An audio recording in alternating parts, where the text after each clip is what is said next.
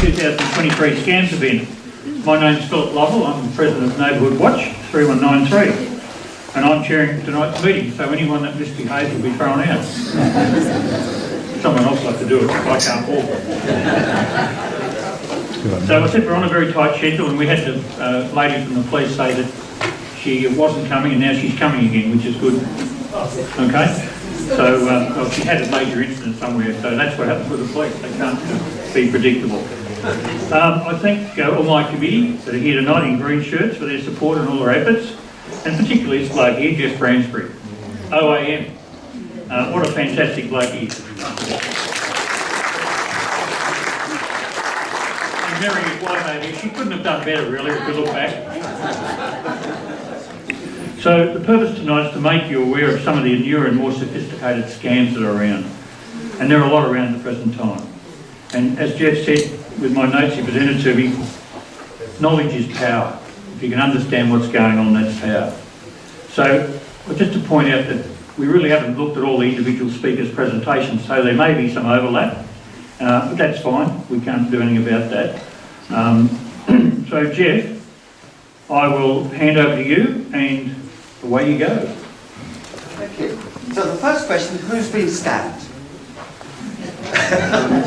Higher. I know, it's shocking, isn't it? But you're not alone, obviously, and it's one of these things that people feel embarrassed about being scammed. Sorry, I was having my hand actually, I was holding it. Yeah, look, people feel embarrassed about being scammed, and I've been scammed. I felt one of those the posters arriving, you know, in the mail, and this was about 3 years ago, and I put it onto my computer, and the computer froze. And Dimitri, who's over here, he's a magician.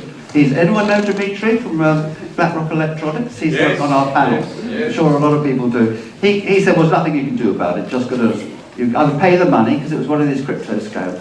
You either pay the money or you completely wipe the computer. So I wiped the computer. So anyway, so I'm as much as a mug as anybody. I just want to go some statistics, or not statistics. Would you believe, and these statistics are a little bit rubbery, I think, they're from the ACCC. Yeah, $3.1 billion that we're losing in scams, and that's in 2022, up by 81%.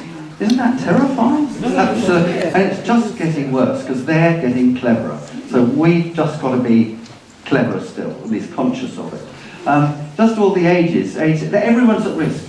It's not just us oldies, it's even Daniel here. Daniel's from the secondary college is one of our speakers in a minute.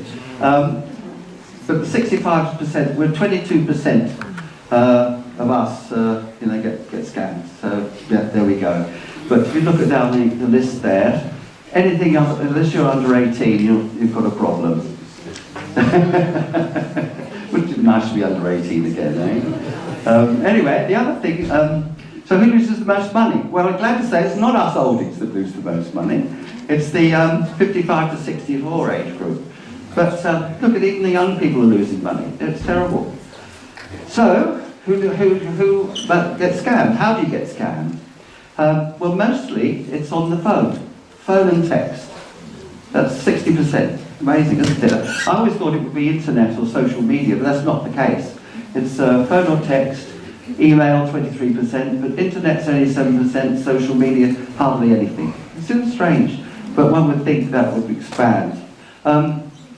When it comes to top 3 scams, now this is on money. This is not on the number of scams. This is on the amount of money lost. Investment scams, which Colin is going to talk about, is 1.5 billion in 22. So a huge amount of money lost on these investment scams. We'll go through what they are in a minute. Remote access scams, that's what you got done, wasn't it, Lorraine? Lorraine had an NBN access scam and lost $20,000, didn't she? But she got it back, which is good. But anyway, it's when they take over your computer, and you let them take over your computer, and that leads one thing to another, and before you know where you are, your bank account has been robbed. And fake invoices, that's a very serious scam that we're getting a lot of now, and we'll be showing you a video later on that. So, at this point, I'm going to, this is very exciting for us. Daniel Anderle here, from Beaumaris Secondary College, has offered to talk to us about scams, and this is will everyone give him a big hand of applause?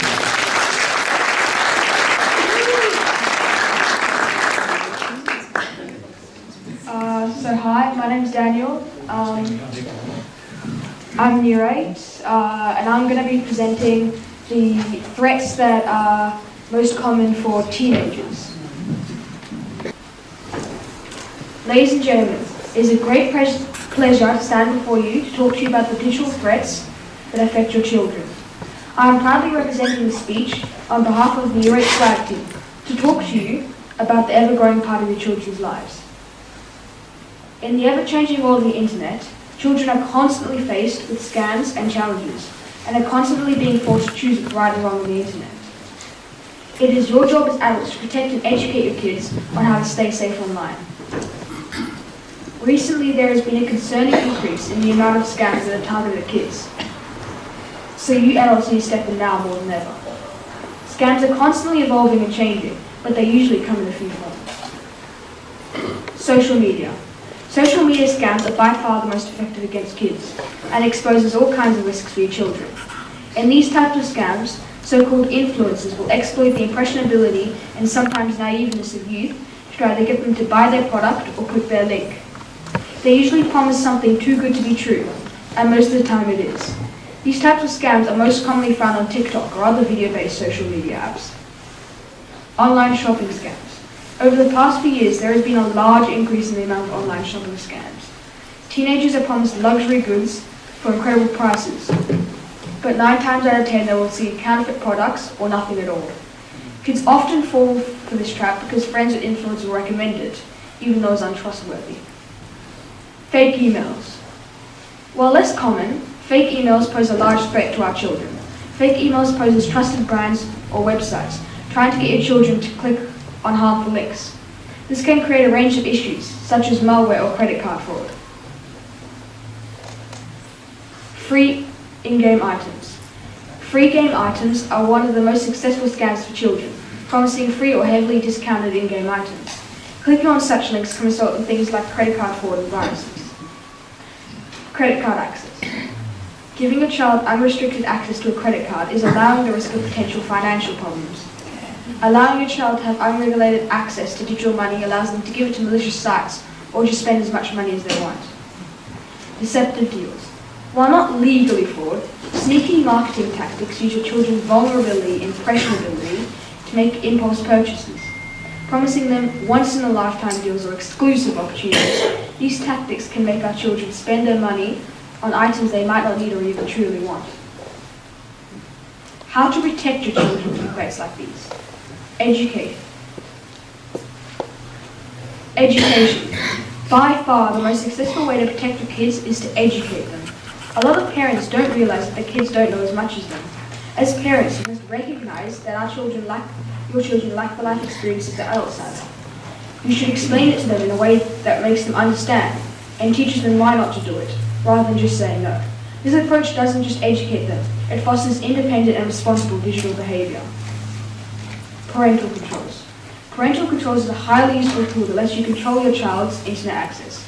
There are numerous apps and inbuilt features that grant you the ability to monitor and guide your children's online activities. From tracking visited websites to setting screen time limits and blocking unsafe content, parental controls can provide a digital and less safety for your child. Antivirus software. Installing a reputable antivirus software is an excellent way to protect your child. Antiviruses scan your computer for malicious content, and as an added bonus, can sometimes warn your child about unsafe sites. Antivirus software acts as a final line of defense and is a well-rounded approach to stopping threats. Limited credit card usage. A balanced approach to financial freedom and security can be achieved by giving your child a limited credit card. This approach allows your child to have financial freedom and learn key management skills whilst keeping them safe and preventing excessive money spending. Doing this will help them much later in life when they have to manage their own money. How to approach your kid if they're being unsafe online. When dealing with your child's mistakes, keep in mind the following. Encourage transparency. Create an environment where your child feels safe to confide in you without fear or harsh judgment. Make sure they feel safe talking to you.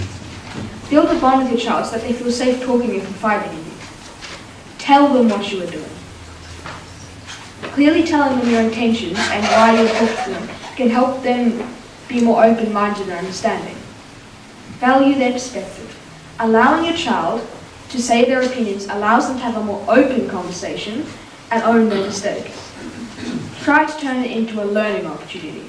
Turning mistakes into a learning opportunity helps your child learn from their mistakes and grow as a better person.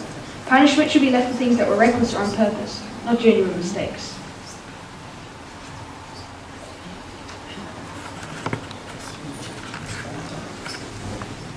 I hope you've all learned something from this speech, and that you can now go home and teach your child something about being safe online. Remember, the digital world is an ever-changing landscape where normal laws and regulations don't apply. So at the end of the day, the only one who can keep a child safe is themselves. I thank you for attending.